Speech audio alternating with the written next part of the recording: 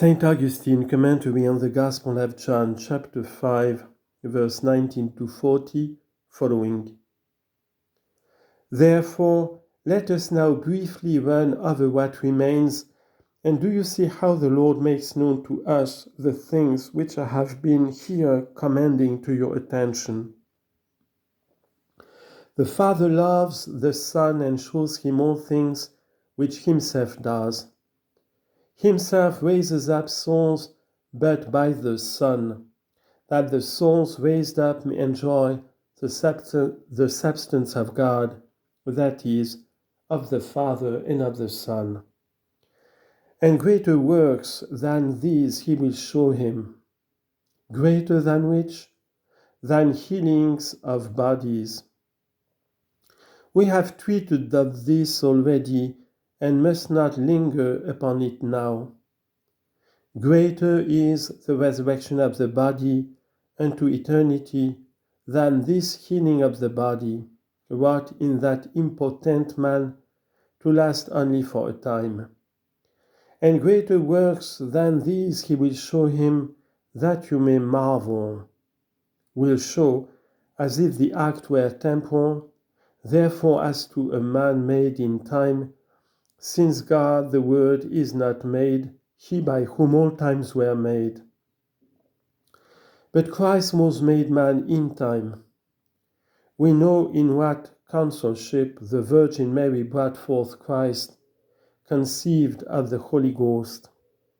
Wherefore he by whom as God the times were made, was made man in time. Hence, just as in time he will show him greater works, that is, the resurrection of bodies, that you may marvel at the resurrection of bodies wrought by the Son. He then returns to that resurrection of souls, for as the Father raises the dead and quickens them, so also the Son quickens whom he will. But this according to the Spirit. The Father quickens, the Son quickens, the Father whom he will, the Son whom he will, but the Father quickens the same as the Son, because all things were made by him.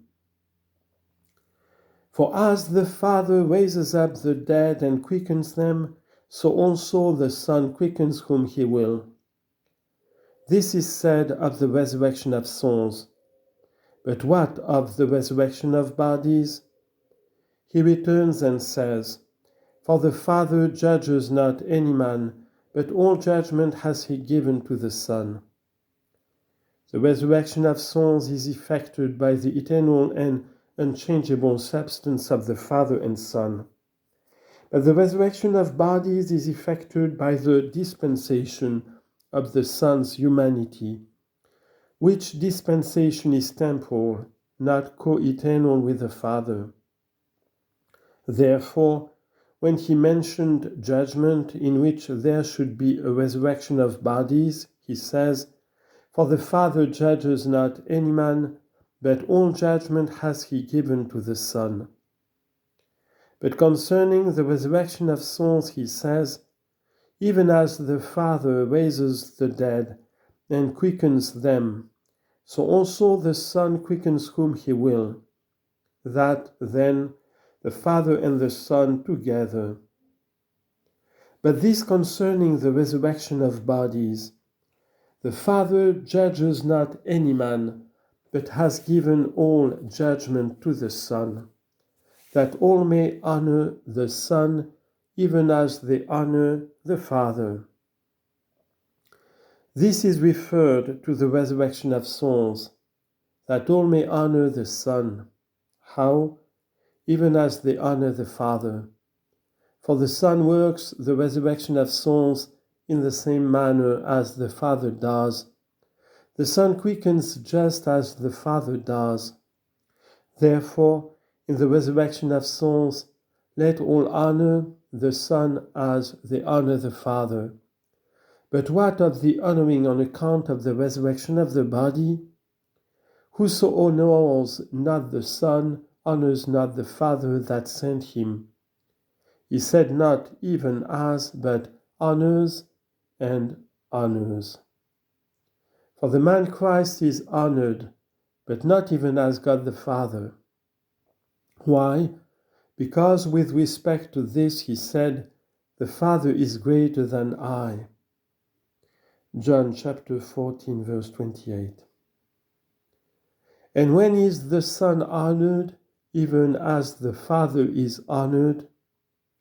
When in the beginning was the Word, and the Word was with God, and all things were made by him. And hence, in the second honoring, what says he? Whoso honors not the Son, honors not the Father that sent him. The Son was not sent, but because he was made man. Verily, verily, I say unto you, again he returns to the resurrection of souls, that by continual repetition we may apprehend his meaning, because we could not keep up with his discourse, hastening on as on wings. Lo, the word of God lingers with us. Lo, it does as it were dwell with our infirmities. He returns again to the mention of the resurrection of souls. Verily, verily, I say unto you, whoso hears my word and believes him that sent me has eternal life, but has it as from the Father. For whoso hears my word and believes him that sent me has eternal life from the Father, by believing the Father that sent the Son, and shall not come into judgment, but is passed from death to life. But from the Father whom he believes is he quickened. What do you not quicken? See that the Son also quickens whom he will. Verily, verily, I say unto you, that the hour come when the dead shall hear the voice of the Son of God, and they that hear shall live. Here he did not say, they shall believe him that sent me, and therefore shall live, but by hearing the voice of the Son of God, they that hear, that is, they that obey the Son of God, shall live. Therefore, both from the Father shall they live, when they will believe the Father, and from the Son shall they live, when they will hear the voice of the Son of God. Why shall they live both from the Father and from the Son? For even as the Father has life in himself, so also has he given to the Son to have life in himself. He has finished speaking of the resurrection of souls. It remains to speak more evidently of the resurrection of bodies, and has given him authority also to execute judgment. Not only to raise up souls by faith and wisdom, but also to execute judgment. But why this? Because he is the Son of Man. Therefore the Father does something through the Son of Man, which he does not from his own substance, to which the Son is equal, as for instance, that he should be born, crucified, dead, and have a resurrection. For not any of these is contingent to the Father. In the same manner also the raising again of bodies.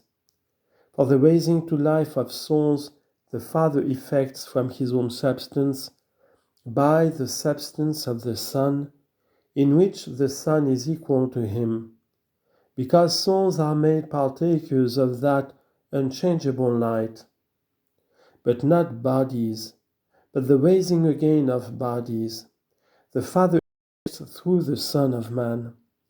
For he has given him authority also to execute judgment, because he is the Son of Man, according to that which is said above, for the Father judges not any man.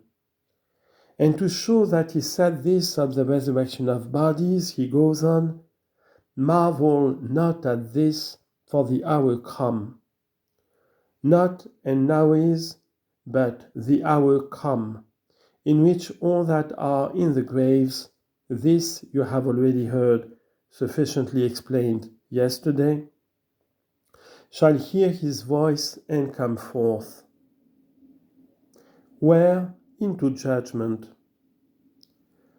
They that have done well into the resurrection of life, and they that have done evil into the resurrection of judgment.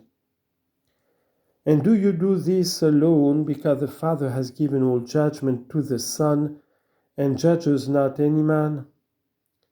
I say, says he, do it. But how do you it?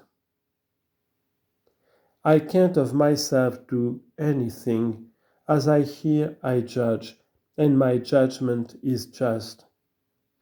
When he was treating of the resurrection of souls, he did not say, I hear, but I see. For I hear refers to the command of the Father as giving order. Therefore, now as a man, just as he, than whom the Father is greater, as from the form of a servant, not from the form of God, as I hear, I judge, and my judgment is just. Whence is the man's judgment a just one? My brethren, mark well, because I seek not my own will, but the will of him that sent me.